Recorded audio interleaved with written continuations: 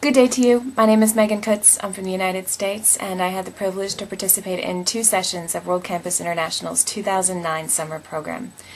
Before WCI, my visions of Japan were dictated by probably the same things as your average tourist: ancient temples, modern cities, good sushi, and a vibrant pop culture scene. This was my first time to Japan, and I expected pretty much what I saw from television or what I read in books. And once in Japan, I saw and experienced all those things, but after WCI, what I will remember the most, and what will stay with me for the rest of my life, are visiting those temples with the local organizing committee members, whose smiles showed how proud they were to show us their culture and also how eager that we see it and appreciate it.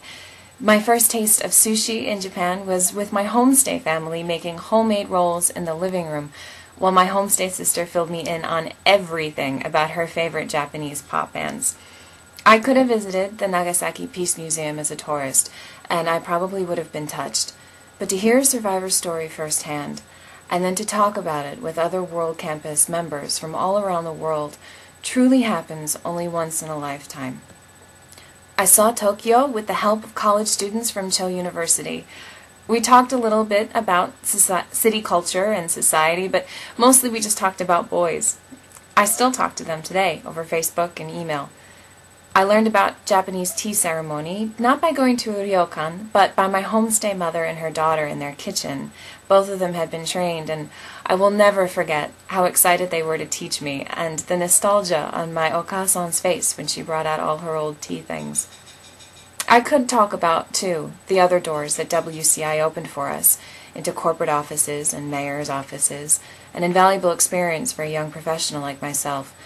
But the most important thing to me is that I arrived in Narita Airport in July as a tourist, and I'd like to think I departed 2 months later as a citizen of a global community with a deep affection and respect, not just for the glitter of Shibuya, but for the mountain-tide town of Omura City in Nagasaki, and not just for Japan's history and culture, but for the people of Japan who are so proud and happy to share that with the world.